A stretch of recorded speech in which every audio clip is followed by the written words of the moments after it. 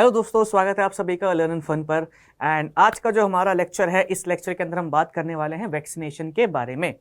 ठीक है, प्रीवियस जो हमारा लेक्चर था वहाँ पे मैंने आप लोगों को इम्यूनिटी के काम करने का तरीका पूरा का पूरा डिस्कस कर लिया था, किस तरीके से इम्यूनिटी वर्क करती है, ह्यूमरल इम्यूनिटी कैसे काम कर रही है, यानी कि बी लिम्फोसाइट्स कैसे काम कर रहे हैं, टी लिम्फोसाइट्स कैसे काम कर रहे हैं। और मैंने आपको ये बात स्पेसिफिकली मेंशन करी थी। एंड आई गेस मैं पिछले 2-3 लेक्चर से ये बार बार मेंशन कर रहा हूँ कि बच्चा मेरी बात ध्यान से सुनिए, ह्यूमरल इम्यूनिटी और सेल मेडिएटेड इम्यूनिटी साथ में काम करती हैं। बी लिम्फोसाइट्स अलग से एक्टिवेट होते हैं, टी लिम्फोसाइट्स अलग से एक्टिवेट होते हैं। ठीक है, अपना दोनों के दोनों, जैसे बी लिम्फोसाइट्स हमारा प्लाज्मा बी सेल्स में और मेमोरी बी सेल्स में एक्टिवेट होता है, टी सेल्स हमारे हेल्पर टी सेल्स में, सप्रेसर टी सेल्स में, साइटोटॉक्सिक टी सेल्स में और मेमोरी टी सेल्स में एक्टिवेट होते हैं। तो हेल्पर टी सेल्स जो है वो बी सेल्स को साथ ही में हेल्प करते हैं टू प्रोड्यूस एंटीबॉडीज। और फिर एंटीबॉडीज किस तरीके से काम करती हैं आप लोगों को मैंने बता दिया है। तो ये दोनों पैरेलली चलता है, क्योंकि बच्चों को कन्फ्यूजन रहता है कि भैया आपने अलग अलग क्यों बताया। अब दोनों को मैं साथ साथ चाहतों आप बीच में से डिवाइड करके हम लोग अलग साथ साथ पढ़ सकते थे, बट मेरे को थोड़ा डिटेल में चीज़ें बतानी थी, तो मैं चाहता था कि हम अलग अलग से कर ले और फिर लास्ट में हम बोल दें कि दोनों साथ में काम कर रही है। ठीक है, इट्स लाइक आप ऐसा समझ लीजिए कि आपने क्या कहते हैं, एक जगह से मतलब शर्ट बनवा लिया, एक जगह से पैंट बनवा लिया और दोनों को क्लब कर दिया है, और पैंट और शर्ट एक साथ बनना ही शुरू हुई थी। ठीक है, हाँ पैंट और शर्ट का कोई रिलेशन नहीं है, बट आपको साथ में पहननी होती है। तो आप ऐसे समझ लीजिए कि एक जगह टी लिम्फोसाइट वाली इम्यूनिटी एक्टिवेट हुई थी, सेल मेडिएटेड, और एक जगह बी लिम्फोसाइट यानी कि ह्यूमरल, बट दोनों एक दूसरे को कॉम्प्लीमेंट कर रहे थे, दोनों एक दूसरे को हेल्प कर रहे थे। बस यही बात में मैं फोकस करना था। ठीक है, एक्टिव इम्यूनिटी और पैसिव इम्यूनिटी आप लोगों को मैं एक बार बता दूंगा। वैक्सीनेशन और इम्यूनाइजेशन आज का हमारा मेन मुद्दा है, and disorders of immune system भी। ठीक है, सो ये जो दोनों टॉपिक्स आप लोग देख रहे हैं, ये हमारे आज के मेन टॉपिक्स हैं या मेन मुद्दे हैं। ओके, चलो जी, सो शुरुआत करते हैं। अब हम, ये मैंने ऐसे ही लगा रहा था, पूरा का पूरा मैंने आपको उसका ब्रीफ एक्सप्लेनेशन दे दिया कि किस तरीके से सारा काम हो रहा है, ये मैंने आपको बता दिया। ठीक है, now active immunity. Active immunity के अंदर मैंने क्या बोला था, एक्टिव यानी कि जो हमारे बॉडी के अंदर डेवलप हो रही है, हमारी बॉडी के अंदर बन रही है। आप इसको ऐसे भी समझ लीजिए, जो काम आप खुद से करते हैं दैट इज एक्टिव काम, जो आप किसी और से करवा रहे हैं, किसी और के थ्रू हो रहा है आपके लिए, दैट इज पैसिव काम, है ना। सो एक्टिव इम्यूनिटी के अंदर हमारी बॉडी के अंदर ही एंटीबॉडीज बन रही हैं। अब बॉडी के अंदर एंटीबॉडीज दो तरीके से बन सकती हैं, या तो आपको बीमार हो गए हैं, या आपको किसी क्या कहते हैं पैथोजन ने इन्फेक्ट कर दिया है, तो एक्वायर्ड इम्यूनिटी स्टार्ट होगी, वही प्राइमरी रिस्पॉन्स और सेकेंडरी रिस्पॉन्स स्टार्ट होगा। एक तो वो हो सकता है, या मैं जानबूझ के आपको क्या कहते हैं एक वीक इन्फेक्शन दे दूं, जैसे वैक्सीनेशन के अंदर फंडा आएगा, जानबूझ के मैं आप लोगों को एक वीक वैक्सीन दे दूं, जैसे कोविड का एग्जांपल ले लेते हैं, बहुत ही पॉपुलर डिसीज है। कोविड की वैक्सीन में असल में क्या था, वीक वायरसेस थे। वो वायरसेस इतने वीक थे कि आपको डिसीज कॉज नहीं कर पा रहे हैं, बट उनके खिलाफ, क्योंकि हम जब कोविड की वैक्सीन लगाते हैं तो उसके बाद हम लोगों को फीवर वगैरह भी आता है, तो वो यही शो करता है कि हमारी बॉडी ने उसके खिलाफ रिस्पॉन्स जो है स्टार्ट किया है, रिस्पॉन्स जो है दिया है, प्राइमरी रिस्पॉन्स उसके खिलाफ आया है।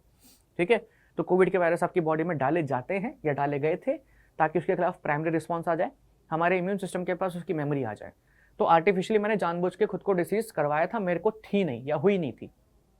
तो यहाँ पे यही बात बोली गई है, व्हेन होस्ट जो होते हैं they are exposed to antigens, antibodies are produced in the host body. ये प्रोसेस स्लो होता है एंड मे बी नेचुरल और आर्टिफिशियल। ये प्रोसेस कैसा है, स्लो है, क्योंकि हमारी बॉडी के अंदर खुद से एंटीबॉडीज बन रही है।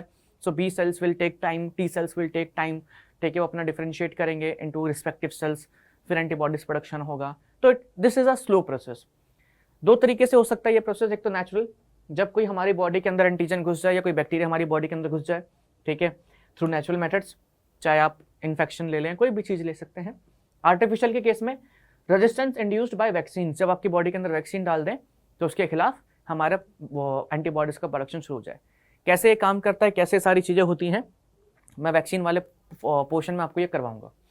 ठीक है, पैसिव इम्यूनिटी के अंदर क्या हो रहा है कि जब रेडीमेड एंटीबॉडीज, पैसिव देखो, जब मैंने कहा था किसी और से काम करवा रहे हैं अपने लिए, यानी कि मैंने कहीं रेडीमेड मतलब बनी बनाई एंटीबॉडीज जो हमारी बॉडी के अंदर डाली जा रही है, कोई एंटीबॉडीज बन रही है, उनको अपनी बॉडी के अंदर डाल लिया गया है, डाल दिया गया है। So when readymade antibodies are directly given to protect the body against foreign infection, the process is fast. अब क्योंकि बनी बनाई एंटीबॉडीज हमारे अंदर डाली जा रही है, तो एंटीबॉडीज बनने में टाइम ही लगेगा। वहाँ पे क्या हो रहा था कि बी सेल्स और टी सेल्स डिफरेंशिएट करते, फिर हेल्पर टी सेल्स जो होते बी सेल्स को बोलते कि भाई एंटीबॉडीज बनाओ फिर एंटीबॉडीज अपना काम करती, तो वहाँ पे पूरा का पूरा प्रोसेस खत्म हो गया। सीधा आपकी बॉडी के अंदर एंटीबॉडीज डाल दी है तो घुसते ही अपना काम करना चालू कर देंगी। तो ये प्रोसेस फास्ट होता है and this process is also natural और आर्टिफिशियल। नेचुरल का एग्जाम्पल मैंने आपको पहले भी दिया था कि मदर का जो मिल्क होता है उसके अंदर कोलेस्ट्रॉल जिसको हम कहते हैं उसके अंदर एंटीबॉडी जो है हमारी प्रेजेंट होती है, दैट इज IgA। तो IgA एंटीबॉडी होती है मदर्स मिल्क के अंदर, ओके। और इनिशियल डेज में वही एक बेबी को प्रोटेक्ट करती है फ्रॉम इन्फेक्शन। आर्टिफिशियल में केस में क्या हो सकता है कि आप बनी बनाई एंटीबॉडीज जो है बॉडी में डाल दो, लैब में जो बनाई है एंटीबॉडी उसको डाल दो, जैसे कि टेटनस इंजेक्शन में बनी बनाई एंटीबॉडीज हमारे उसके अंदर डाली जाती है, ठीक है। एंटी वेनम के केस में भी एंटीबॉडीज या एंटी टॉक्सिक सब्सटेंस हमारी बॉडी के अंदर डाले जाते हैं। So when performed antibodies are directly injected into the body, take example anti venom या एंटी टेटनस सीरम। तो ये इसके एग्जांपल्स जो थे ये सब कुछ आप लोगों को मैंने बता दिया था, एक बार यहाँ पे मैंने आपको फिर से दिखा दिया है, ठीक है। तो स्नेक जो वो होता है एंटी वेनम जो होता है वो स्नेक पॉइजन से बना जाता है, स्नेक पॉइजन का यूज़ करके ही उसके खिलाफ एंटीबॉडीज वगैरह बनाई जाती है, ठीक है। सो यहाँ पे आप देख सकते हैं स्नेक को पकड़ते हैं, आप लोगों ने वीडियोस भी देखी होगी कि उसका पॉइजन एक्सट्रैक्ट करके उसकी हेल्प से बनाया जाता है, ठीक है जी। चलो अब ये हमारा पूरा कवर हो चुका है, पूरा रिवाइज हो चुका है। Now it's time to start with vaccination and immunisation. अब एक परेशानी रहती है बच्चों को कि वैक्सीनेशन और इम्यूनाइजेशन के अंदर क्या डिफरेंस है, ठीक है। हमें लगता है कि vaccination and immunisation is one and the same thing, कि मतलब दोनों सेम ही है, कि वैक्सीनेशन भी सेम है, इम्यूनाइजेशन भी सेम है, फर्क है दोनों में, ठीक है। आपको किसी सुंदर सी नर्स ने इंजेक्शन लगाया, यहाँ पे आप देख रहे हैं इसको इंजेक्शन लगाया, बस ये इंजेक्शन लगाने का जो ये प्रोसेस है दिस इज वैक्सीनेशन। ये क्या है? वैक्सीनेशन है, वैक्सीनेशन। या आप कह सकते हैं वैक्सीन इंजेक्ट करना, सिंपल।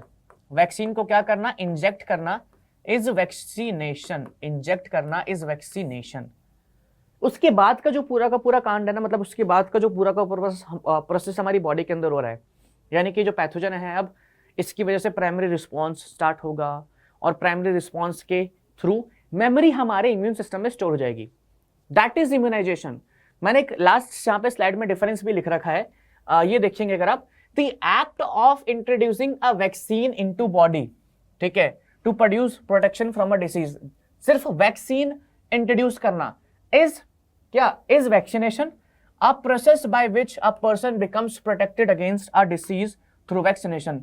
बात की जो प्रोसेस है जो हमारी बॉडी के अंदर होती है, जैसे मैंने वैक्सीन को डाला उसके बाद क्या होगा?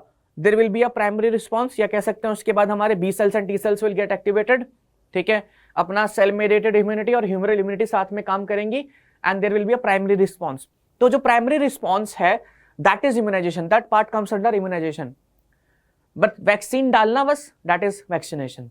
तो दोनों अलग अलग चीजें, हम लोग अक्सर इसको साथ में रख देते हैं। आप लोग अगर इसको गूगल वगैरह पे भी देखेंगे तो हो सकता है आप लोगों को क्या कहते हैं दिखाई दिया जाए कि मतलब दोनों का सेम ही टर्म होता है या एज अ सिनोनिम यूज होते हैं, but no, they are not synonyms, difference है दोनों में, okay. So principle of vaccination and immunisation is based on the property of memory of immune system. तो जो हमारे इम्यून सिस्टम का जो मेमोरी रखने वाला प्रॉपर्टी है कि अगर कोई पैथोजन पहली बार ही आता है तो हमारी बॉडी या हमारी जो बी लिम्फोसाइट सेल्स हैं, memory B cells and T cells, वो उसकी मेमोरी रख लेते हैं। उसी प्रॉपर्टी को यूज करके वैक्सीन्स को यूज किया गया है हमारे लिए। अब सोचो एक इंसान कितना सोच सकता है कि ह्यूमन बॉडी के अंदर पहले तो ये पता लगाए कि अच्छा यार हमारी ना बॉडी की एक खास बात है, ये ना मेमोरी रख लेती है सॉरी पैथोजन की। अब उन्होंने फिर ये सोचा कि इसको कैसे यूज कर सकते हैं खुद को और बेहतर बनाने के लिए, खुद को प्रोटेक्ट करने के लिए। इन थॉट्स के पीछे जो प्रोसेस हो रहा है, जो आइडियाज आ रहे हैं, मतलब उसके पीछे बहुत ब्रिलियंट ब्रेन्स जो हैं, ब्रिलियंट ब्रेन्स जैसे कहते हैं, वो छुपे हुए हैं। So you should be one of them, ठीक है। बायोलॉजी पढ़ रहे हो, साइंस पढ़ रहे हो, तो थोड़ा दिमाग में ऐसे थॉट्स आने चाहिए कि हाँ भाई हम प्रॉब्लम सॉल्विंग बने। साइंस का दूसरा नाम ही क्या है? Problem solving. इंजीनियर्स जो होते हैं वो ऐसे गैजेट्स बनाते हैं जो काम को आसान करे, प्रॉब्लम को सॉल्व करें। We as a biologist work on human body और प्लांट बॉडी, या हम ह्यूमन की लाइफ, प्लांट की लाइफ को कैसे बेहतर बना सकते हैं, कैसे और इम्प्रूव कर सकते हैं। तो आपको भी इन्हीं चीज़ों के बारे में थोड़ा सोचना चाहिए, मुझे लगता है, ओके। आप कहेंगे भैया आपने आज तक क्या उखाड़ लिया है? तो ऐसा कुछ खास नहीं उखाड़ा है, बट हाँ अगर इनडायरेक्टली देखा जाए तो 2-4 मतलब जो भी हैं 5-10 डॉक्टर्स बन गए हैं, ठीक है। कुछ बच्चे हमारे जो पहले पढ़े थे वो रिसर्च में चले गए हैं, ठीक है। सो दे आर प्रोवाइडिंग, क्या कहते हैं, दे आर गिविंग आउटपुट, मतलब जो मैंने इनपुट दिया था उसका आउटपुट आ रहा है कि हाँ कुछ डॉक्टर्स बन गए हैं, वो अपना क्या कहते हैं लोगों को ट्रीट कर रहे हैं। सो एज अ टीचर, ठीक है, एक इनडायरेक्ट आउटपुट है मेरा या इनपुट है, ठीक है। तो आप लोग भी क्या कहते हैं आगे जाके या इनडायरेक्ट या डायरेक्ट कंट्रीब्यूशन दे सकते हैं चीज़ों में, and it will feel good, मतलब यू फील गुड जब कोई बोलता है कि हाँ हमें मतलब आपकी जो पढ़ाई है उसकी वजह से ये हो गया वो हो गया, तो इट फील्स गुड। ठीक है, तो ट्राई करना एक बारी, किसी छोटे बच्चों को पढ़ा करके देखना, एंड उसके मार्क्स अच्छे आ जाएंगे तो बोलेगा भैया आपकी वजह से मेरे इतने मार्क्स आए अच्छे, सो यू कैन ट्राई। ठीक है, but I am just saying कि there should be a contribution either directly और इनडायरेक्टली, जो आगे लोगों को हेल्प करे। ठीक है, वापिस आते हैं, इमोशनल नहीं होते हैं थोड़ा सा। चलो जी, अब यहाँ पे क्या बोला गया, वैक्सीन। वैक्सीन जो वर्ड है, ठीक है, वो लिया गया है, एक लैटिन वर्ड है दैट इज वैका। लैटिन वर्ड है वैका, वैका का मतलब होता है काउ। ठीक है, वैका का मतलब क्या होता है, काउ। तो इसके पीछे ना एक स्टोरी है, यहाँ पे स्टोरी मेंशन है। हाँ, तो यहाँ पे देखिए असल में स्टोरी क्या थी ना, कि पुराने टाइम पे दो डिसीज थी, एक थी हमारी स्मॉल पॉक्स और एक था हमारा काउ पॉक्स।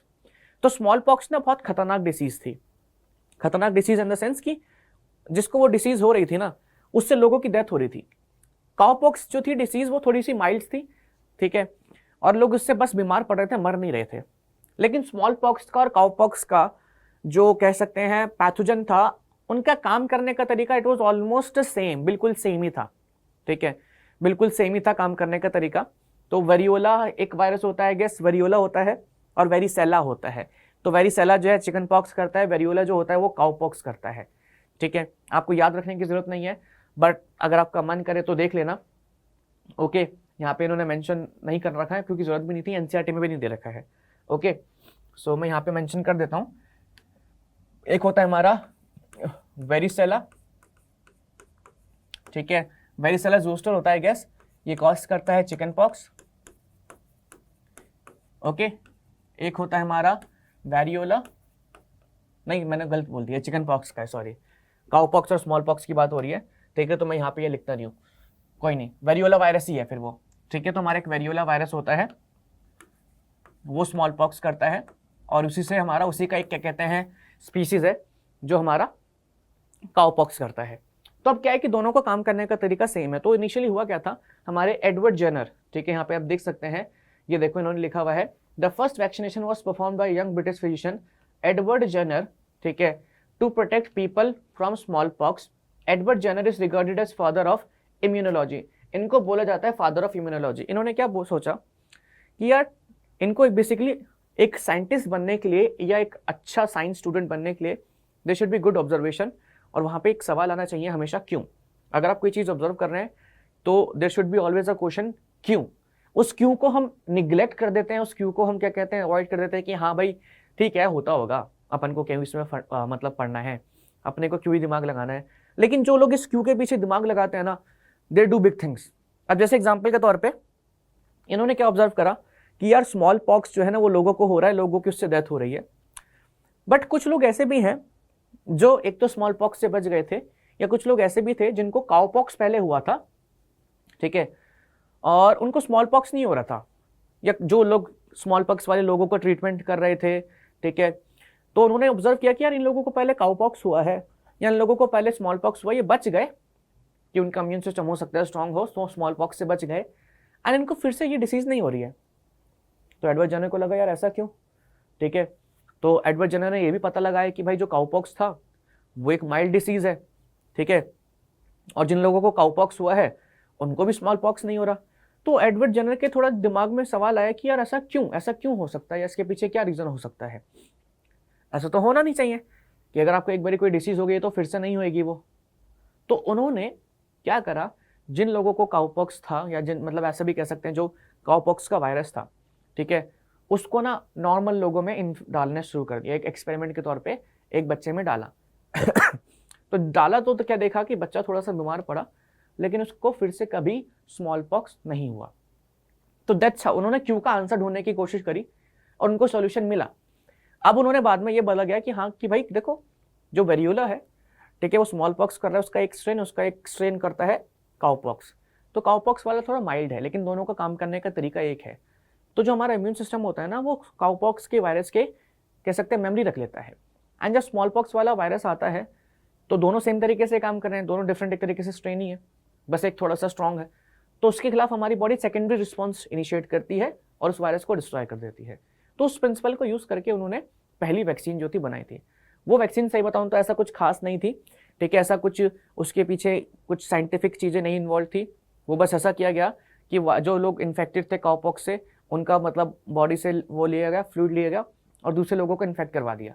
तो ऐसे किया गया था, वो एकदम नेचुरल मेथड तरीके से या नेचुरल तरीके से करी गई थी, उसके पीछे कोई बहुत बड़ी साइंस नहीं थी, बट उन्होंने ऐसा करा और ये ऑब्जर्व करा कि अब लोगों को स्मॉल पॉक्स नहीं हो रहा है, या हो भी रहा है तो उससे मर नहीं रहे हैं वो।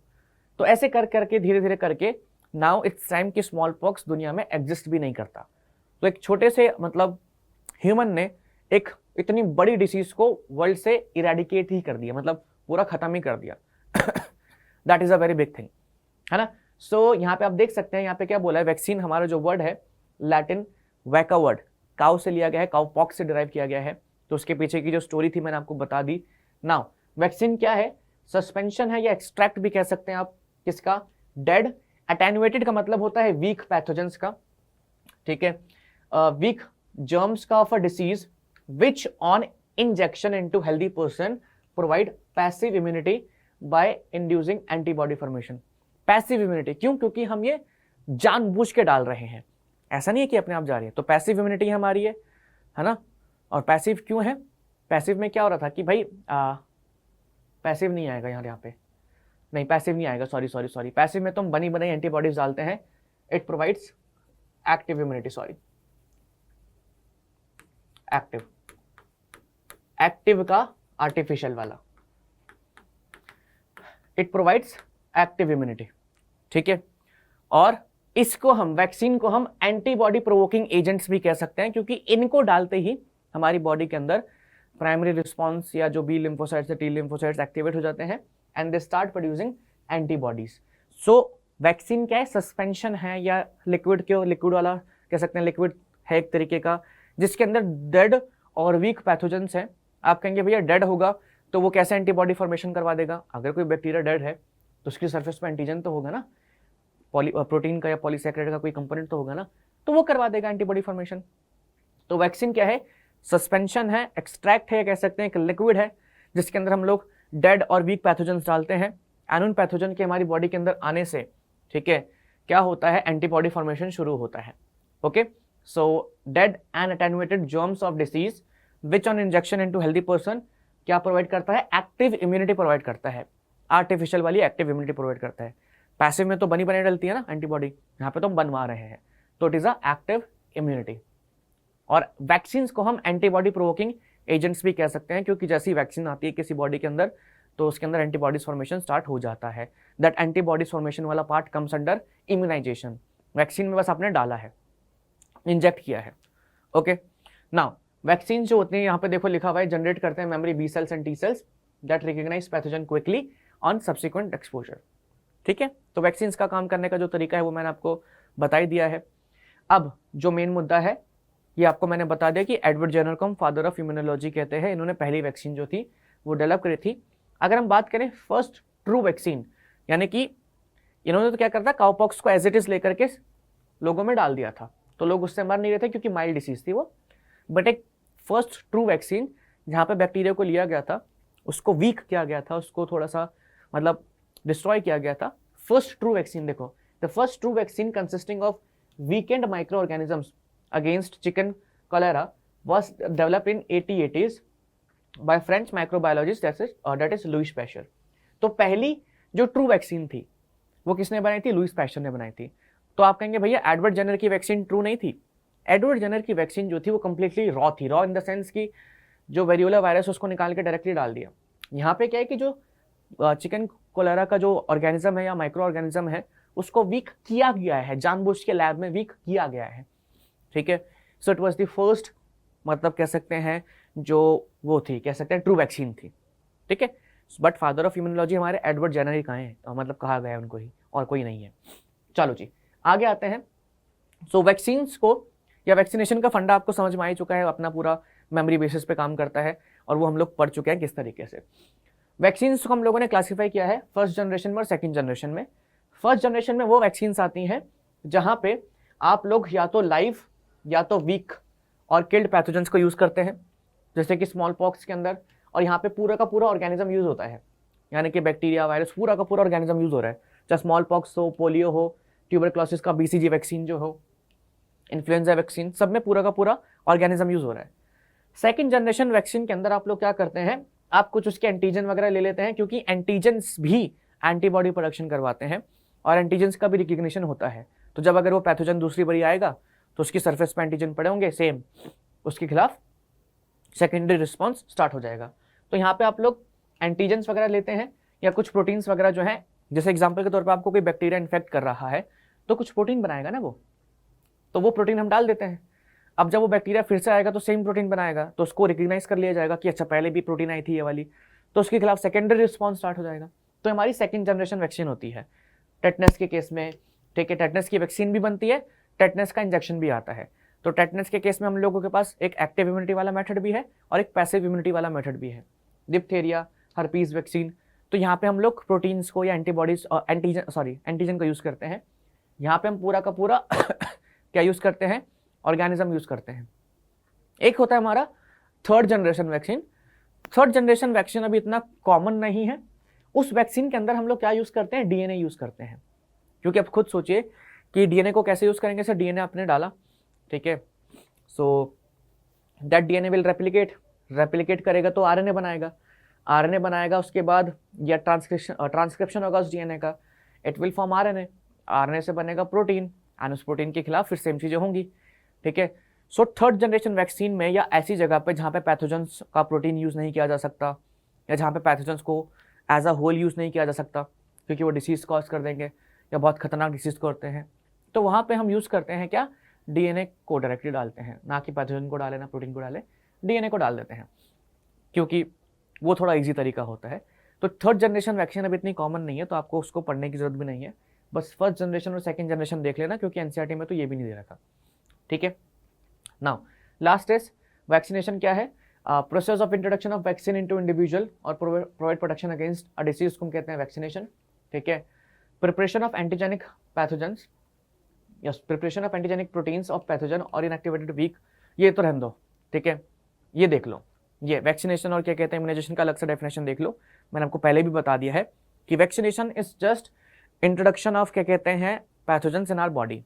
उसके बाद का जो पूरा का पूरा फंडा है that comes under immunisation. So act of introducing a vaccine into body to produce protection, that is vaccination, act of introducing vaccine. Immunisation क्या है, a process by which person becomes protected against a disease. तो immunisation के case में क्या होता है कि जैसे वैक्सीन डली उसके बाद का जो पूरा का पूरा स्टेप है antibodies formation and all, that comes under immunisation. तो आप ये दोनों की दोनों डेफिनेशन जो है देख सकते हैं। चलिए नेक्स्ट पे आते हैं। नेक्स्ट इज हमारा डिसऑर्डर्स ऑफ इम्यून सिस्टम और वी कैन से एलर्जी और हाइपर सेंसिटिविटी। इसको समझने से पहले हम लोगों को समझना पड़ेगा कि ये मतलब डिसऑर्डर वगैरह एंड ऑल ये सारी चीजें हैं क्या, या इम्यून सिस्टम का डिसऑर्डर कैसे होता है। हम लोगों ने एक सेल के बारे में पढ़ा था, दैट इज व्हाट, एक मिनट, दैट वाज साइटोटॉक्सिक या आप कह सकते हैं किलर टी सेल। ठीक है, किलर टी सेल हमने इसके बारे में पढ़ा था। ओके, तो साइटोटॉक्सिक और किलर टी सेल्स में क्या दिक्कत है कि दे आर मतलब सुपर एक्टिव, और हमने कहा था कि नॉन सेल्फ सेल्स, ठीक है, ये क्या करते हैं, ये डिस्ट्रॉय करते हैं non self cells, non self cells. ठीक है, उनको डिस्ट्रॉय करते हैं। नॉन सेल्फ यानी कि जो हमारी बॉडी के सेल्स नहीं है। बट कभी कभी ये साइटोटॉक्सिक किलर टी सेल्स जो होते हैं, ये हमारे जो एंटीबॉडीज वगैरह होती हैं या प्लाज्मा सेल्स होते हैं, they start destroying self cells कभी कभी। ठीक है, या आप कह सकते हैं कि कभी कभी ये जितने रिस्पॉन्स की जरूरत नहीं होती या कि जितनी एंटीबॉडीज का प्रोडक्शन की जरूरत नहीं होती, ये ओवर प्रोडक्शन ऑफ एंटीबॉडीज कर देते हैं। तो उसको हम क्या कहते हैं, डिसऑर्डर्स ऑफ इम्यून सिस्टम। कभी कभी हमारा इम्यून सिस्टम जो होता है इट स्टार्ट वो, या कह सकते हैं कभी कभी हमारा वो बहुत ज़्यादा एंटीबॉडीज बना देता है जिसकी ज़रूरत नहीं होती है। ठीक है, और थोड़ा हाइपर एक्टिवली रिएक्ट करता है। ओके, इसमें हम लोग दो चीज़ पढ़ेंगे, एक तो एलर्जी पढ़ेंगे, ठीक है, और यहाँ पे आता है हमारा एक ऑटो इम्यूनिटी। एक मिनट को, ये ऑटो इम्यूनिटी, तो हम दोनों चीज़ें पढ़ेंगे डिसऑर्डर्स ऑफ इम्यून सिस्टम के अंदर कि एलर्जी क्या होता है और ऑटो इम्यूनिटी क्या होता है। तो मैंने आपको दो चीज़ें बोली, कभी कभी क्या होता है बॉडी की जो हमारे सेल्स हैं खुद के सेल्स को डिस्ट्रॉय करना शुरू कर देते हैं, so that is auto immunity. कभी कभी क्या होता है कि यार देखो एग्जाम्पल के तौर पे अब आपके घर में एक चींटी घुस गई है, चींटी को मतलब मारना तो नहीं चाहिए, बट अगर मारोगे तो उंगली से भी मर जाएगी। अब उस चींटी को तुम चप्पल से मारोगे तो तुमको मतलब वो तो एक तरीके से ज़्यादा ही ओवर हो गया ना, इतनी मेहनत कर रहे हैं चप्पल से उस चींटी को मार रहे हैं, छोटी सी चींटी उसके लिए इतनी बड़ी सी चप्पल। तो उसी तरीके से हमारी बॉडी भी कभी कभी इस तरीके से इम्यून रिस्पॉन्स दे देती है, छोटा सा कुछ दिक्कत होती है एंड वो उसके खिलाफ ओवर रिएक्ट कर देती है। ठीक है, हाँ कुछ बच्चे कह रहे हैं कि हाँ सर जैसे लड़कियाँ छोटी सी बात का बहुत बड़ा बतंगड़ बना देती हैं, दैट इज़ डिफरेंट थिंग। ठीक है, उसके ऊपर मेरे को मतलब कुछ नहीं कहना, तो वो बात की बात है। बट चलो ठीक है, वापस यहाँ पे आते हैं हम, है ना। सो हाइपर सेंसिटिविटी और क्या कहते हैं एलर्जी, इस केस में क्या होता है एक बार इसको पढ़ लेते हैं कि पर्सन, सॉरी इसको छोटा सा कर दो थोड़ा, हाँ जी। सो यहाँ पे क्या बोला गया है, person to some foreign substances, hyper sensitiveness क्या होता है, person to some foreign substances या कह सकते हैं एलर्जेंस जो होते हैं कमिंग और एंटरिंग द बॉडी। अब यहाँ पे क्या बोला गया है, exaggerated response of immune system to certain antigens present in environment। ठीक है, exaggerated यानी कि बहुत बड़ा चढ़ा करके, इतनी जरूरत थी नहीं लेकिन बहुत बड़ा चढ़ा करके। ठीक है, exaggerated response of an immune system against certain antigens। Allergy में क्या बोला है, हाइपर सेंसिटिवनेस किसकी, पर्सन की टू सम फॉरेन सब्सटेंस जिसको हम कहते हैं एलर्जेंस। एलर्जी क्या होती है, हाइपर सेंसिटिवनेस यानी कि बहुत ज़्यादा सेंसिटिव। ठीक है, किसी को बोल दिया फ़ोन करके कि हाँ तुमने कॉल नहीं करा, तो फिर वो मतलब या कुछ बोल दिया कि हाँ तुम कहाँ थे। ठीक है, उसके खिलाफ वो बेचारे रोने लग गए कि हाँ मैं तो यहीं मतलब बाकी सारी चीज़ें, तब मेरे को एक्टिंग नहीं करनी इतनी। ठीक है, बट तुमने किसी को बोला कि यार तूने ये काम गलत कर दिया, अब वो जा करके रो रहा है, सर पीट रहा है, तो वो क्या है, हाइपर सेंसिटिव है, एक तरीके से ओवर रिएक्ट कर रहा है। तो हाइपर सेंसिटिव जो होता है इंसान, person to some foreign substance, ठीक है, उसको हम क्या कहते हैं, एलर्जी कहते हैं। ठीक है, उसको हम क्या कहते हैं, एलर्जी कहते हैं। And these foreign substances are known as allergens भी कह सकते हो, है ना, एंटीजेंस भी कह सकते हो, कोई दिक्कत नहीं है। अच्छा, और हम लोग एलर्जी में क्या डाल सकते हैं, एक तो ये डेफिनेशन हो गई, दूसरा ये हो गया exaggerated response of immune system किसके खिलाफ, certain antigens present in environment. Exaggerated response, बहुत बड़ा या बड़ा चढ़ा करके जब रिस्पॉन्स देना to certain antigens that are present in our environment. Example के तौर पे आपके बॉडी के अंदर कोई पोलन ग्रेन एंटर कर गया। अब पोलन ग्रेन क्या है, पोलन ग्रेन जो अपने ने पढ़ा है फ्लावर्स के अंदर एंथर में बनते हैं। ठीक है, सो वो पोलन ग्रेन हो गए हैं हमारे। अब उसके खिलाफ भी, अब उससे डिसीज तो कॉज नहीं होती, बट उसके खिलाफ भी हमारा इम्यून सिस्टम एक्टिवेट हो गया, एंटीबॉडीज वगैरह बहुत ज़्यादा बना दी, तो स्किन के ऊपर हमारे रैशेज वगैरह हो जाते हैं, गाल लाल लाल हो जाते हैं। ठीक है, थोड़ा सा कफिंग एंड स्नीजिंग वगैरह भी हो जाती है। अच्छा, और कोई मेडिकेशन आप लोगों ने ले ली, कोई दवाइयाँ खा ली आपने, कभी कभी तो कुछ दवाई ले लेते हो या स्किन के ऊपर कुछ लगा लेते हो। ठीक है, तो स्किन के ऊपर थोड़े बहुत दाने वगैरह हो जाते हैं, रैशेज हो जाते हैं। स्पेसिफिकली हमारी जो कन्याएं हैं जो वैक्सीन कह रहा हूँ सॉरी, जो क्रीम्स यूज़ करती हैं, ठीक है, बहुत ही मतलब खुद को गोरा बनाने के लिए, खुद की स्किन को सॉफ्ट करने के लिए, ठीक है, कभी ये कभी वो, तो उनको भी कभी कभी कोई जो क्रीम है वो सूट नहीं करती हैं। और सूट ना करना इन द सेंस कि उनकी बॉडी ने उसके खिलाफ थोड़ा एक हाइपर सेंसिटिव रिस्पॉन्स दे दिया है। ठीक है, डस्ट पार्टिकल्स किसी की बॉडी में चले जाते हैं तो उसको भी वो सूट नहीं करता, उसकी नाक बहने लग जाती है, थोड़ा सा ब्रीदिंग प्रॉब्लम हो जाता है। तो ये सब कुछ क्या है, दीज आर हाइपर सेंसिटिव, कह सकते हैं हाइपर सेंसिटिवनेस, और we can say exaggerated response of immune system, यही सब कुछ है ये। ठीक है, अब अगर हम एलर्जी की बात करें तो एलर्जी किस वजह से होती है, एंटीबॉडीज प्रोड्यूस अगेंस्ट, पहली बात तो एलर्जी वो कौन सी होती है, IgE टाइप होती है, दैट इज इंपॉर्टेंट। ये मैंने आपको पहले भी बताया था कि कौन सी एंटीबॉडी प्रोड्यूस होती है, that is IgE। Now allergy reactions जो होते हैं due to release of chemicals like histamine and serotonin from mast cells. Mast cells एक तरीके के हमारे WBCs ही हैं, WBCs यहाँ पे लिख देते हैं type of WBCs। So mast cells are nothing but they are type of WBCs। कभी कभी हमारी बॉडी के अंदर क्या होता है कि WBCs जो होते हैं दे प्रोड्यूस टू केमिकल्स, या मास्ट सेल्स जो होते हैं they produce two chemicals, that is histamine और सेरोटोनिन। अभी हिस्टामिन और सेरोटोनिन क्या करते हैं, इसको जरा ध्यान से देखिए, यहाँ पे देखो, these chemicals dilate peripheral blood vessels, capillaries become highly permeable। dilate का मतलब उसको थोड़ा सा मतलब ओपन कर देना, ठीक है, सेल्स के बीच में गैप इंक्रीज कर देना, ठीक है, या उसको थोड़ा लूज कर देना, लूज कर देना, ठीक है। कौन सी पेरिफेरल ब्लड वेसल्स, जो हमारे हाथों में होती है, पैरों वगैरह में होती है, these are the peripheral blood vessels become highly permeable.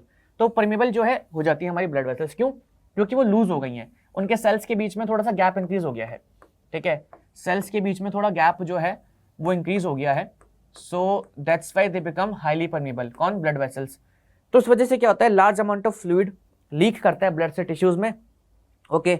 Blood pressure जो होता है ड्रास्टिकली रिड्यूस करता है and in certain cases is often result in death. क्योंकि ब्लड प्रेशर अगर आप लोगों का एकदम से लूज करता है ना, या बहुत कम हो जाता है, तो इट में कॉज या इट में लीड टू कोमा में भी आप जा सकते हैं, और which is not a nice thing, ठीक है।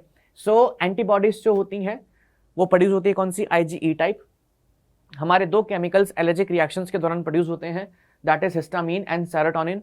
ये क्या करते हैं? ब्लड वेसल्स को डायलेट करते हैं, जिस वजह से हमारा ब्लड जो होता है वो निकल करके टिश्यू में चले जाता है, या ब्लड के अंदर का जो लिक्विड वाला पोर्शन है, द फ्लूइड पार्ट और we the plasma part that goes to the tissues, हमारा ब्लड प्रेशर बहुत कम हो जाता है and it certain cases it often results into death. अच्छा, सिर्फ यही नहीं होता है, और भी बहुत सारी चीज़ें होती हैं, जैसे कि स्किन के ऊपर रैशेज हो गए, रेडनेस वगैरह आ गई, ठीक है।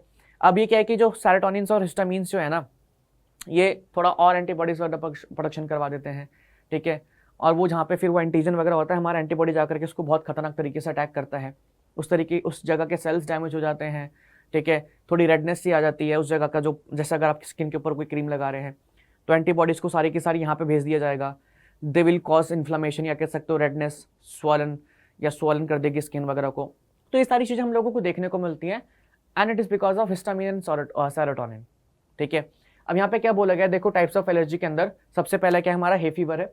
हे फीवर के केस में क्या होता है यहाँ पे कि स्वॉलन और रेडेंड कंडीशन देखने को मिलती है, रनिंग आईज एंड नोज। सो आपके क्या कहते हैं, जिस भी जगह पे एलर्जी होगी, या जिस भी जगह जो भी आप कोई चीज़ यूज़ कर रहे हैं, एग्जाम्पल के तौर पे पोलन ग्रेन्स मान लो, तो पोलन ग्रेन्स में क्या होता है कि जैसे अगर आपने उसको इनहेल कर लिया तो रनिंग नोज वगैरह हो जाएगी, नोज थोड़ी रेड सी हो जाएगी, थोड़ी स्वॉलन सी हो जाएगी, क्योंकि नोज के जो टिश्यूज होते हैं वहाँ पे बहुत सारी एंटीबॉडीज या WBCs आकर के अटैक करते हैं उन पोलन ग्रेन्स के ऊपर, तो वाला पोर्शन थोड़ा रेड हो जाता है, स्वेल कर जाता है, ठीक है। तो स्वॉलन और रेडेंट पोर्शन हो जाता है वो।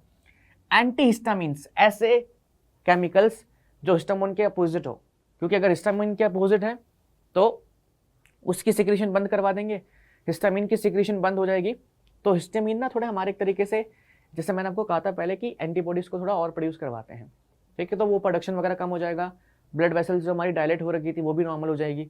तो ये एंटी हिस्टामिन सी हर जगह जो है, या हर एलर्जी वाले केस में दी जाती है, एंटी हिस्टामिन्स और एंटी सेरोटोनिन यही दिए जाते हैं, ओके। सो हे फीवर जो होता है आप लोगों को किस वजह से होता है? It is because of pollen grains, it is because of pollen, ठीक है जी। अच्छा, आगे चलते हैं। एस्थमा, तो it is because of, first of all it is because of dust and all, dust particles वगैरह की वजह से होता है। इसमें क्या होता है? सडन स्पैज्म, स्पैज्म का मतलब होता है कॉन्ट्रैक्शन, सडन स्पैज्म किसका? Of tissue surrounding respiratory tract, narrowing of respiratory tract, tissue जो होते हैं स्वेल कर जाते हैं और कंप्रेस कर देते हैं ट्यूब्स को, और डिफिकल्टी इन ब्रीदिंग देखने को मिलती है। तो sudden spasm, contraction.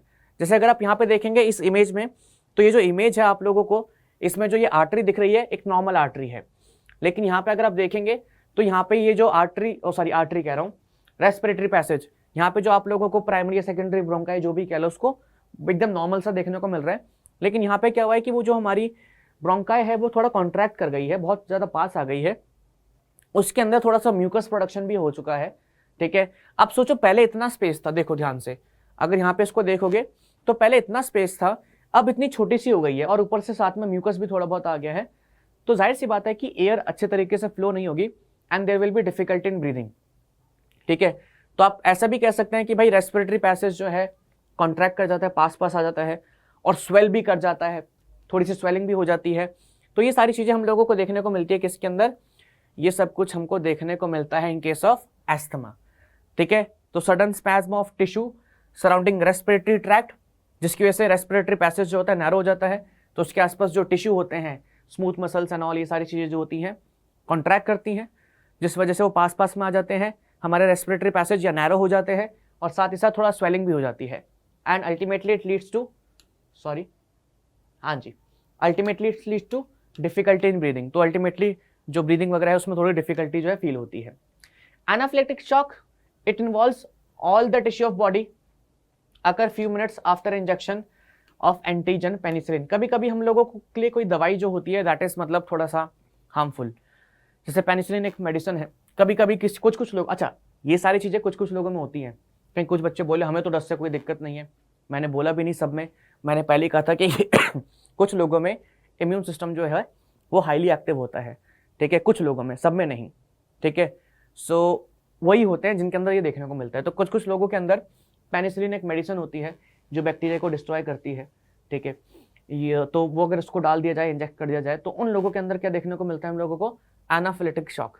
Anaphylactic shock को आप ऐसे भी कह सकते हैं, इस केस में एक तरह से सारे के सारे जो टिश्यूज होते हैं वो इम्पैक्ट होते हैं, और यहाँ पे थोड़ा सा ना मतलब कह लो कि हिस्टामिन्स का अगेन जो हुआ था ना हमारा ब्लड वेसल्स का डायलेशन एंड ऑल, वो सारी चीज़ें यहाँ पे मेनली देखने को मिलती हैं। हिस्टामिन रिलीज होता है, रप्चर्ड मास्ट सेल्स फट जाते हैं, आर्टरीज को डायलेट करते हैं, लार्ज अमाउंट ऑफ फ्लूइड पास करता है टिश्यूज में, drastic fall in blood pressure, और पर्सन अनकॉन्शियस हो जाता है और डाई कर जाता है शॉर्ट टाइम में। तो जो एनाफिलेक्टिक शॉक है ये सबसे सीवियर वाला कह सकते हैं एलर्जी है। इसी केस में जो डायलेशन ऑफ आर्टरीज वगैरह है मेनली देखने को मिलता है हे फीवर में, या कह सकते हैं पोलन एलर्जी में, एस्थमा में, या कह सकते हो डस्ट एलर्जी में। वहाँ पे इतना सब कुछ देखने को नहीं मिलता, वहाँ पे रेडनेस वगैरह, फ्लूइड स्वेलिंग वगैरह देखने को मिलती है। बट एनाफिलेक्टिक शॉक, इसको बोले शॉक इसलिए गया है क्योंकि द मूवमेंट जैसे किसी के अंदर पहले पेनिसिलिन डलती है and if in case that person is allergic, तो उसके अंदर ये जो पर्सन है वो मतलब तुरंत कह सकते हो आधे घंटे के अंदर अनकॉन्शियसनेस में चले जाता है। सो जैसे कि शॉक में पर्सन जो होता है अनकॉन्शियस हो जाता है जैसे उसको शॉक लगता है, तो इसमें भी क्या कहते हैं मतलब पेनिसिलिन जाता ही पर्सन जो होता है falls into unconsciousness, that's why we call it anaphylactic shock, या एनाफिलेक्टिक शॉक जो भी कहना चाहें आप कह सकते हैं, कोई दिक्कत नहीं है। अच्छा, लास्ट इज एक्जिमा। तो ये सबसे बेसिक एलर्जी है और ये बहुत लोगों में देखने को मिलती है। यहाँ पे स्किन रेड हो जाती है, अपीयरेंस ऑफ माइन्यूट ब्लिस्टर्स, ठीक है। तो यहाँ पे आप देख सकते हैं छोटे छोटे ब्लिस्टर्स, जो व्हाइट व्हाइट आप लोगों को दाने दिख रहे हैं। यूजुअली कभी कभी क्या होता है, आप कोई हाथों पे क्रीम लगाते हैं, कोई पाउडर लगाते हैं, ठीक है, वो सूट नहीं करता हमें। क्यों सूट नहीं करता? क्योंकि हमारी बॉडी जो है उस पर्टिकुलर सब्सटेंस के खिलाफ, या हमारी बॉडी उस पर्टिकुलर चीज़ को एज ए एंटीजन ट्रीट कर रही है एंड उसके खिलाफ एक हाइपर सेंसिटिव या कह सकते हैं एग्जैजरेटेड रिस्पॉन्स दे रही है। तो वहाँ पे स्किन हमारी रेड हो जाती है, ऐसे आप लोगों ने देखा होगा व्हाइट व्हाइट दाने हो जाते हैं, ठीक है, तो उसको हम कहते हैं एक्जिमा। तो इट इज़ बिकॉज ऑफ क्या कहते हैं द क्रीम्स एंड ऑल जो कॉस्मेटिक प्रोडक्ट्स होते हैं उसकी वजह से ये होती है, ठीक है। सो आई गेस ये लास्ट ही था, हाँ लास्ट ही था। बेसिक सिम्टम्स क्या होते हैं स्नीजिंग एलर्जी के, ये देखो sneezing, watery eyes, running nose, difficulty in breathing. तो ये सब में देखने को मिलते हैं, ये सब में ही देखने को मिलते हैं। अगर आपको एलर्जी है तो ये सब कुछ देखने को मिलेगा ही मिलेगा। ट्रीटमेंट कैसे कर सकते हैं?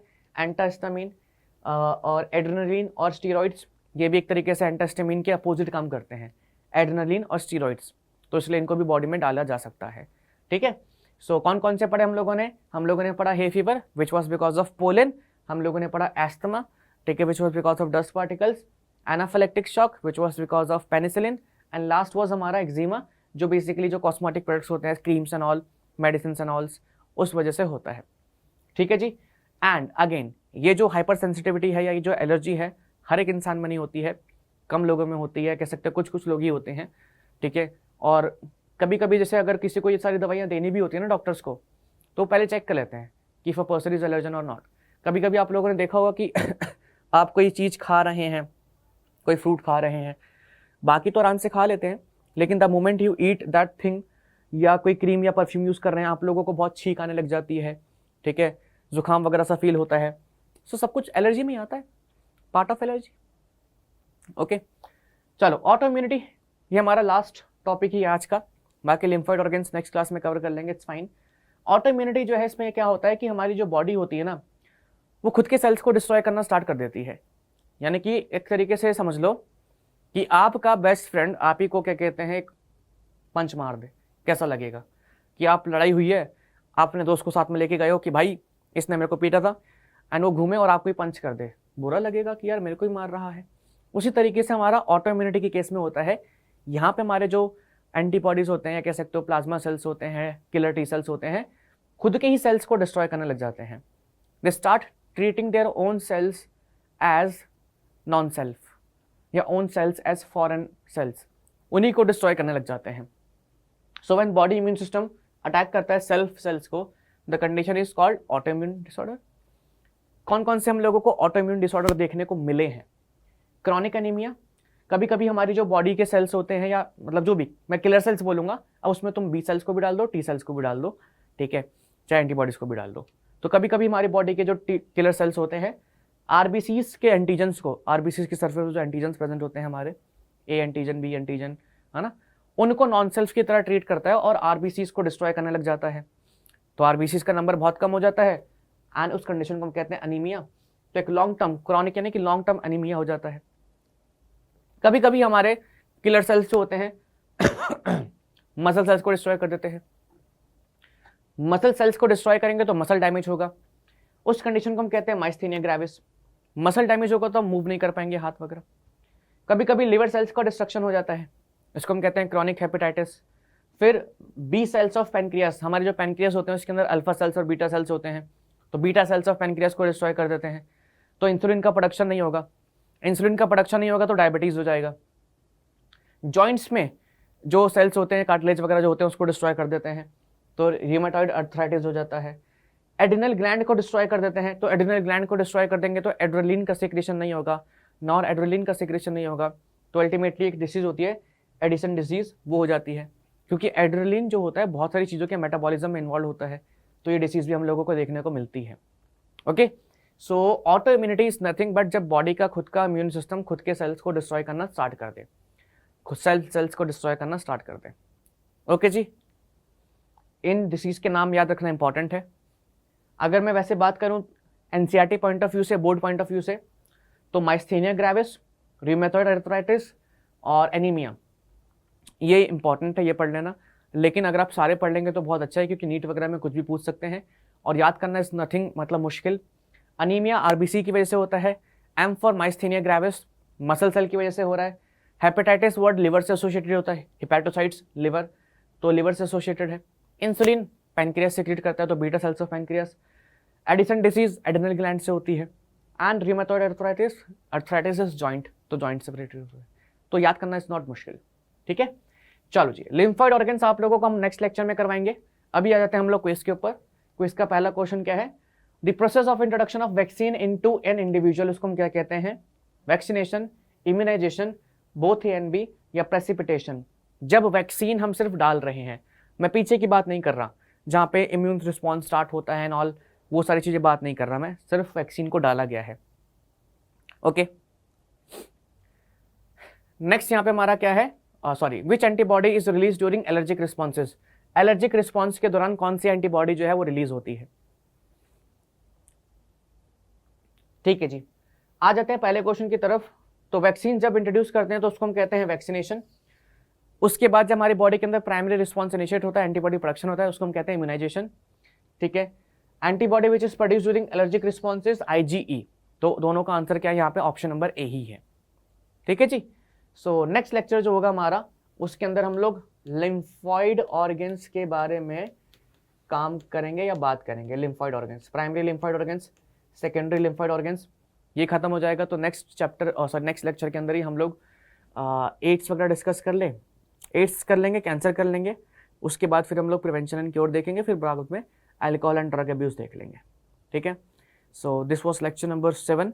इसके बाद 3 से 4 लेक्चर्स और मान लीजिए आपका चैप्टर, ठीक है, इस वीक या नेक्स्ट वीक के स्टार्टिंग में फिनिश हो जाएगा। ठीक है जी, मिलते हैं नेक्स्ट लेक्चर में, तब तक के लिए अपना ध्यान रखिए। Bye bye and thank you so much.